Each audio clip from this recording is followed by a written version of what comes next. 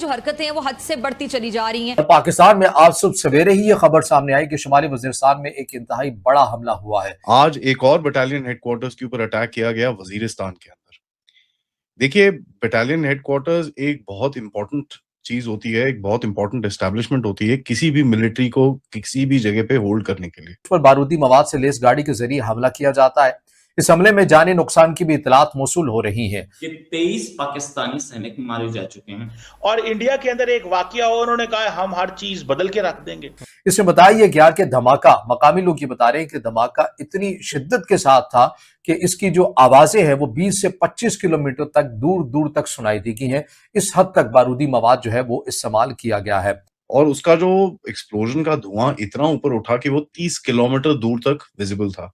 लेकिन अमेरिका फिर भी इसरार कर रहा है और यही वो दबाव है जिसे नजरअंदाज नहीं किया जा सकता। तो हुकूमत इस मुश्किल में है कि अगर पाकिस्तानी फौज वो गजा जाती है तो अवामी रद्द-ए-अमल आएगा। अवाम यही कहेंगे कि हमारे वजीर आजम तो अमन लाने का क्रेडिट ले रहे थे, हम फलस्तीन के साथ खड़े थे, अब इजरायली मंसूबे का हिस्सा हम कैसे बन गए। जो अभी लेटेस्ट खबरें हैं कि साहब यहाँ पर 4-5 बजे के बाद बाहर जाना काफी मुश्किल होता है क्योंकि तालिबान वाले और टीटीपी वाले यहाँ पर आके इन रोड्स के ऊपर they actually put road blocks.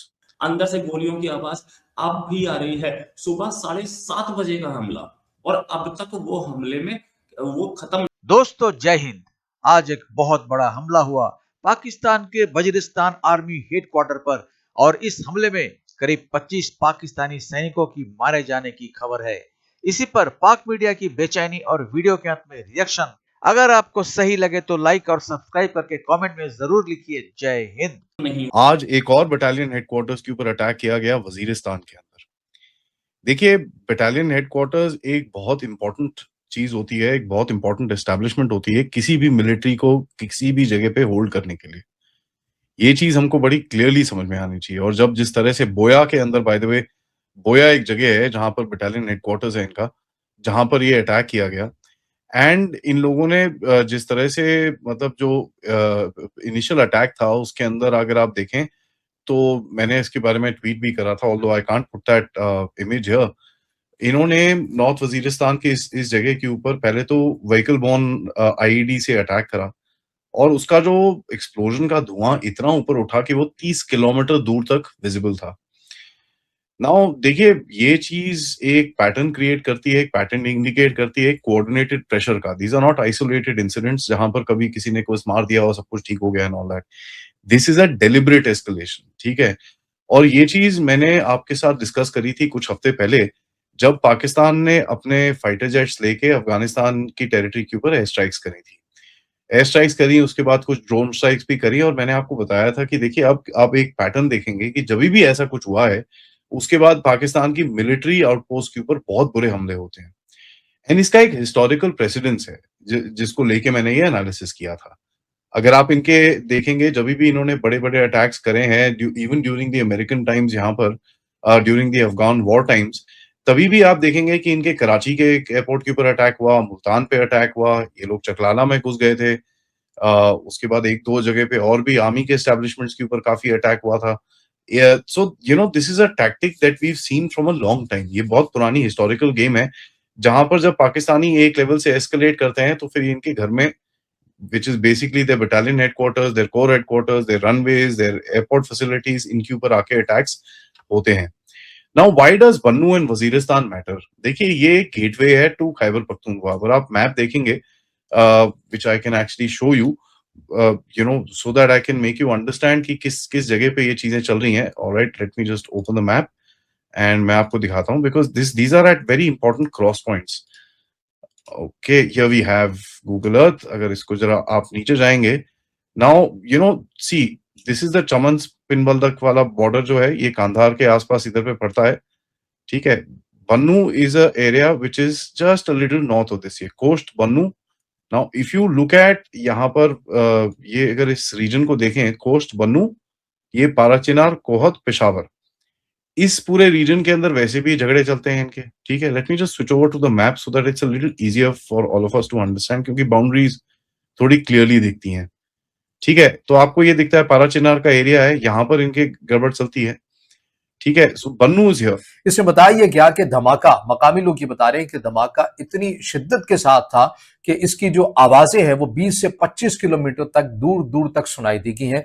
इस हद तक बारूदी मवाद जो है वो इस्तेमाल किया गया है। अब इसके अंदर ये पैटर्न है, शुमाली वजीरिस्तान के अंदर हम देख रहे हैं कि ऐसे जो वाकयात है कि गाड़ी जो बारूद से भरी हुई होती है उन्हें मुख्तलिफ जगहों के ऊपर टकराने का ये जो पैटर्न है ये आपको बहुत तेजी के साथ नजर आता है। पेशावर में जो एफसी के हेडक्वार्टर पर हमला किया गया वहां भी ये पैटर्न था, बलूचिस्तान के अंदर भी यही पैटर्न अपनाया गया और इसके साथ साथ हमने ये देखा कि वाना कैडेट कॉलेज के अंदर भी कुछ इसी तरह का पैटर्न अपनाया गया और अब यहाँ भी जो सिक्योरिटी फोर्सेस का जो कला है, कैंप है, वहां पर भी इसी किस्म का जो पैटर्न है ये किया गया है। इससे पहले जो बताया जा रहा है कि इससे पहले भी इन इलाकों के आसपास भी 2 बड़े दहशतगर्दाना वाकयात हुए थे। इसके अंदर क्या बताया गया है, इसके अंदर जो डिटेल्स हमारे सामने आ रही हैं कि मीर अली के इलाके हसुखेल के करीब मंगल की सुबह नामालूम अफराद ने सिक्योरिटी फोर्सेस की कार्रवाई पर हमला भी किया था, जिसके बाद दोनों जानिब से झड़प भी शुरू हुई और शदीद फायरिंग और धमाकों की इत्तलात मौसूल हुई थी। और चंद रोज पहले मीरान शाह के असिस्टेंट कमिश्नर शाह वली खान को उनके अमले के हमरा उस वक्त निशाना बनाया गया था जब वो बन्नू में अदालत में एक केस की समाअत के लिए जा रहे थे। उन पर हमला जिला बन्नू की हदूद में हुआ था।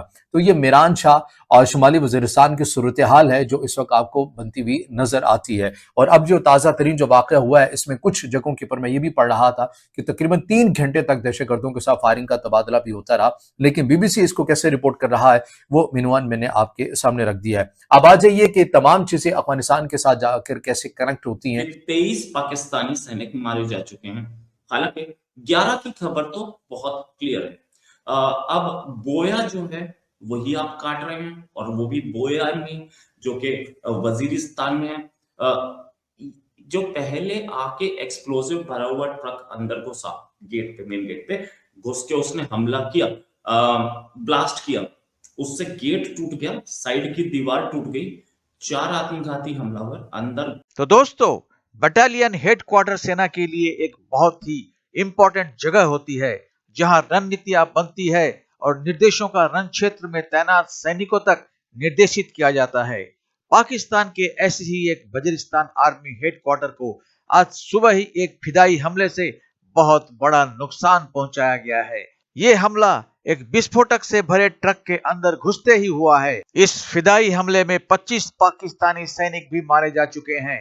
यह विस्फोट इतना भयानक था कि 25 किलोमीटर दूर तक इसकी गूंज सुनाई पड़ती रही और इस विस्फोट के धुएं के बादल 30 किलोमीटर दूर से भी देखा गया है। इस इलाके में लोगों की आवाजाही सड़कों पर शाम के 4-5 बजे तक ही बंद हो जाते हैं।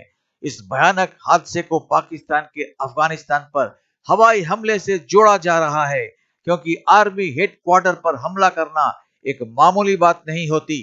आर्मी हेडक्वार्टर एक किले की संरचना की तरह होती है, इसमें से मक्खी भी नहीं निकल पाती।